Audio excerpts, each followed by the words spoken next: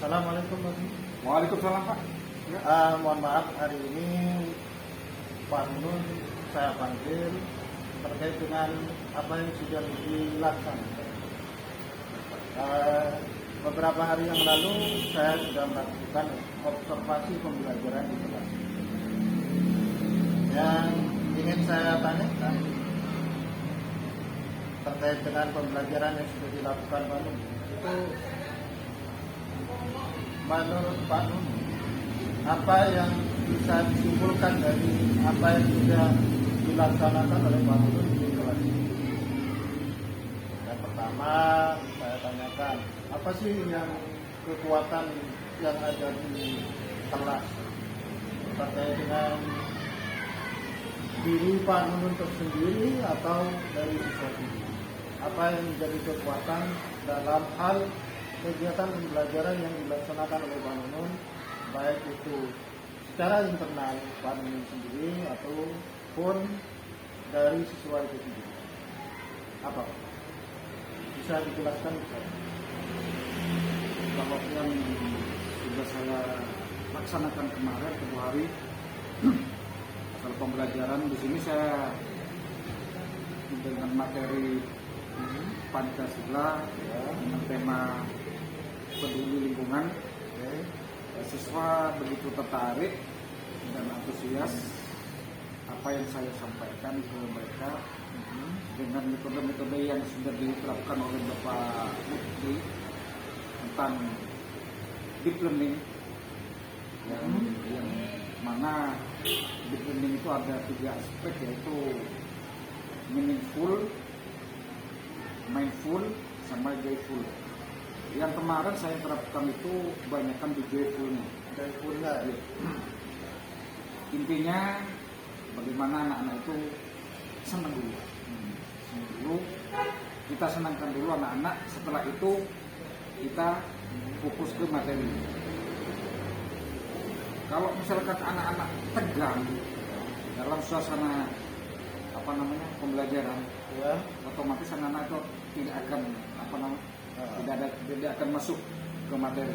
Ya, saya tertarik tadi tentang menyenangkan dalam kegiatan pembelajaran di awal.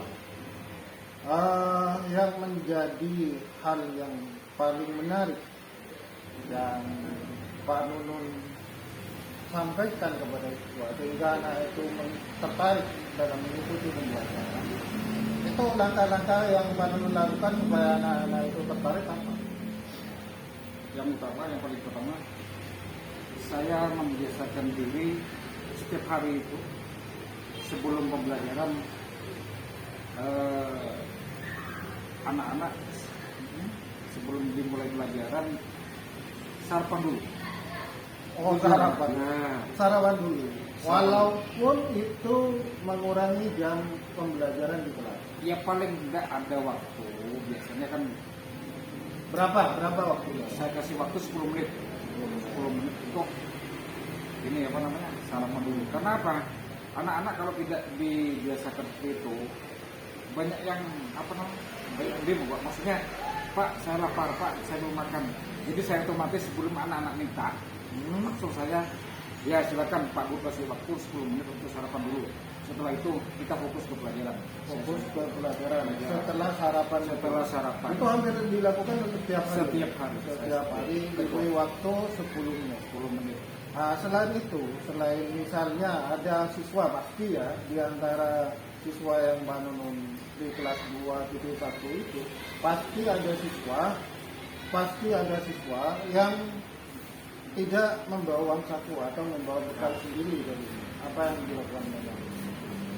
Bagi siswa yang tidak membawa uang saku atau lupa, saya kasih dulu. Oh, Iya, gitu. saya kasih dulu. Ah, Yang penting anak-anak itu senang dulu, Pak. Joyfulnya saya terapkan dulu, senang. Setelah itu mindful. berarti tidak ada kendala apapun, Alhamdulillah selama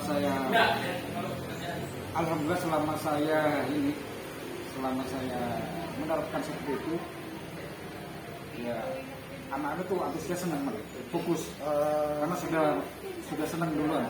Enggak, saya pahami, saya amati pada saat kegiatan pembelajaran anak-anak yang ada di kelas Nabaran ini itu antusias. Tetapi dalam hal setelah joy itu ada meaningful dalam hal menerapkan supaya dalam pembelajaran itu terasa adanya langkah-langkah dalam kegiatan pembelajaran itu fokus ke meaningful. Itu apa yang Pak Nunun lakukan? Kita memberi saran kepada siswa selama pelajaran itu belum dimulai. Anak-anak memang permintaan anak-anak bahwa Pak, saya sarapan dulu, boleh silakan, tapi nanti kalau setelah sarapan harus fokus ke pelajaran. Siap pernah. Iya, saya pasti pahami. Saya pada saat kegiatan observasi itu saya lihat Pak Nunun terlalu fokus dalam hal menyampaikan materi. Kemudian aktivitas yang dilakukan oleh Pak Nunun itu menurut saya kurang terasa. Apa benar tidak yang saya sampaikan? Ke materinya sudah masuk, sudah. Oh, berarti saya hanya kekurangan waktu ya untuk melaksanakan kegiatan. Sebenarnya itu aktivitas siswa itu banyak ya yang dilakukan. Pendekatan seperti yang tadi disampaikan itu di learning itu kan merupakan pendekatan. Anak-anak diberi senang, kemudian dia memahami, kemudian itu main, ya, dia dapat mengerti masalah, mengerti materi pelajaran. Yang penting anak-anak sudah puas. Maksudnya puas di sini apa yang siswa inginkan, jangan terlalu sebagai guru, sebagai saya pribadi. Ini metode saya sendiri. Metode saya sendiri. Jangan terlalu menekan anak, biar tidak terlalu jenuh. Dia tidak jenuh anak-anak. Berarti bukan tujuan akhir yang ingin Pak Nunun capai. Berarti hanya prosesnya saja. Proses pembelajaran tiap hari. Yang pertama itu makan, setelah itu sarapan pagi ya, setelah itu ada kegiatan pembelajaran biasa. Itu metode saya sendiri. Menurut Pak Nunun, kekurangan yang Pak Nunun lakukan di kelas itu apa selama ini terkait dengan keadaan kelas, keadaan siswa? Selama ini kekurangannya ya alhamdulillah dengan penerapan seperti itu, sarapan dulu, anggaplah sarapan dulu sebelum pembelajaran. Saya lihat anak-anak itu malah senang langsung fokus. Misalkan saya makan, mari langsung kita fokus. Anak-anak fokus ke pelajaran ini. Siapa? Yang penting anak-anak sudah puas dengan apa yang dia inginkan. Iya. Berarti tidak ada kendala terkait itu. Alhamdulillah. Bagi diri siswa, bagi keadaan di kelasnya sendiri, Pak, atau ada yang perlu ada masukan buat sekolah? Kekurangannya ya nggak semuanya siswa setelah sarapan pagi itu langsung menerima pelajaran. Dia tetap masih ada salah satu siswa yang butuh perhatian dari gurunya.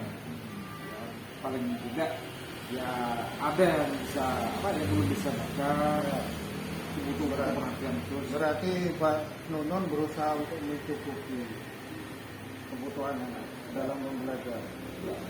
Intinya saya amati pada saat observasi itu kurangnya Pak Nunun hanya berupa penyampaian secara tradisional. Artinya banyak yang hanya melalui penyampaian secara lisan. Adakah strategi lain untuk penyampaian supaya anak bisa memahami pembelajaran itu menggunakan sarana prasarana yang ada? Di sini di sekolah kan ada perangkat-perangkat digital. Apakah Pak Nunun nggak pernah mencoba itu? Sementara ini media saya cukup hanya buku LKS sama papan tulis saja. Ada. Ya, Kenapa hanya itu aja? Nggak Nggak mencoba ingin- alat peraga yang lain? Keinginan saya, permintaan saya mungkin belum terpenuhi untuk selanjutnya Pak. Ingin minta proyektor seperti kelas-kelas lain. Oh. Nah, itu. Jadi joyfulnya mungkin masuk sama mindfulnya juga masuk. Jadi dulu bukan cuma sekedar kita secara lisan menyampaikan ini loh Kang, tapi anak-anak tidak punya gambaran. Nah, itu. Maunya kan ada proyektor, anak ini loh gambarnya seperti itu. Oke, bisa disampaikan bahwa gambaran itu kan kita bisa memberikan contoh. Contoh melalui kebiasaan-kebiasaan yang keseharian sesuai. Jadi yang pembelajaran yang dari Pak Nunun ini tentang peduli lingkungan. Peduli lingkungan itu anak-anak harus memahami bahwa dia itu harus pada saat di rumah, di sekolah itu Di mana saja dia peduli tentang lingkungan. Tidak harus di sekolah, dia di rumah juga dia bisa peduli tentang lingkungan.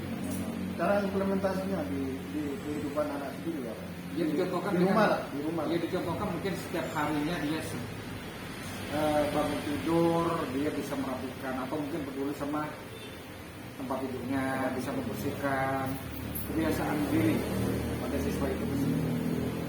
Ya, pasti Mbak Nunun juga memiliki target. Artinya pembelajaran itu anak-anak supaya bisa peduli terhadap lingkungan. Awalnya tidak kan? Tidak. Buang sampah misalnya sekarang masih sembarangan. Kemudian target Pak Nunun, kira-kira menurut Pak Nunun, apakah anak itu diberikan target waktu supaya bisa mengimplementasikan wujud dari peduli lingkungan? Contoh, anak-anak itu membuang sampah, biasanya sekarang itu membuang sampah sembarangan. Kemudian beberapa hari ke depan dia itu bisa langsung membuang sampah pada tempatnya. Adakah waktu yang disampaikan Pak Nunun untuk anak-anak itu bisa terbiasa untuk melakukan hal itu? Secara praktek Ada waktu enggak? Diberi waktu enggak anak? Misalnya 1 bulan, atau 2 bulan, atau 3 bulan. Anak-anak kelas 2.1 itu semuanya peduli terhadap lingkungan, terutama di sekolah ataupun di Ada waktu. Berapa waktu? Saya menargetkan itu paling tidak 1 minggu atau 2 minggu maksimal. 2 minggu setelah ini atau setelah pembelajaran pada saat Setelah pembelajaran. setelah Langsung, saya ya, observasi itu anak-anak langsung dipraktikkan setelah pembelajaran, setelah observasi. Saya terapkan langsung ada target, bukan cuma hari ini saja, waktu masalah peduli. Jadi seterusnya. seterusnya. Tidak ada target sebenarnya Pak. Tidak ada target. Tapi kan harus ada target kan. Iya, Ada iya. target anak-anak itu dari awalnya terbiasa buang sampah sembarangan atau tidak merapikan tempat tidurnya, dalam beberapa waktu berarti anak-anak itu sudah Ada. berubah sikapnya gitu. Paling tidak ada pembiasaan diri. Iya, pembiasaan itu kan perlu dilatih. Siap. Dilatih itu paling tidak ada saran atau nasihat dari gurunya ataupun orang tua. Kalau di sekolah mungkin dari guru. Berapa waktu? Ada target nggak? Dalam 1 bulan mungkin anak-anak itu sudah buang sampah itu mesti ke tempat sampah. Tidak boleh di Untuk penerapan Kolong basuh. masalah, iya benar. Untuk penerapan, untuk menyampaikan seperti itu, kadang kita kan menargetkan 1 minggu harus pembiasaan diri, tidak boleh membuang sampah sembarangan. Kadang anak itu bukan masalah targetnya, kadang lupanya ini kadang 1 minggu harus membiasakan diri jangan membuang sampah sembarangan. Tapi kadang-kadang anak-anak lebih banyak yang lupa. Berarti Tidak bisa menargetkan seperti itu. ya, anggap aja tidak ada target tertentu Ya. ya. Nah, itu namanya proses berkelanjutan. Terus terakhir Pak, komitmen terhadap pembelajaran yang melalui pendekatan deep learning, komitmen Pak ini apakah hanya akan diterapkan pada saat pembelajaran yang kegiatan observasi atau pada saat Kalau target saya nggak harus pas di waktu pembelajaran saja, ya setelah ataupun sesudah dimanapun saja berada, saya menargetkan siswa saya khusus kelas 21 ini mungkin membuat semuanya juga ingin menciptakan bagaimana anak-anak itu sadar diri terhadap lingkungan saja. Berarti nanti anak-anak itu bukan hanya meminat tetapi memahami, Ya. kemudian terakhir Tanggung jawab kemudian dia itu bisa mempraktikkan baik itu di lingkungan sekolah, rumah ataupun di masyarakat sekolah. Oke, terima kasih Pak Nunun atas Sama-sama Pak. penjelasannya terkait dengan pasca observasi yang sudah kita lakukan bersama, dan terima kasih juga atas bantuannya yang diberikan anak-anak kepada saya. Sama-sama. Mungkin Mungkin nanti suatu saat ada kelanjutan, mungkin apa namanya itu cuma sedikit dari siswa saya hanya mencoba pantun, mungkin ada suatu apa namanya puisi. Oke, Nah, anak-anak mau menciptakan puisi, saya nanti khusus- akan balas dengan Siap. puisi juga. Oke. Karena saya suka buat puisi. Siap Pak. Siap. Tapi puisi romantis Pak. Ya, terima kasih atas apa yang sudah kita lakukan hari ini. Sama-sama Terima Pak. kasih. Semoga sukses buat Pak Nunun. Amin. Terima kasih.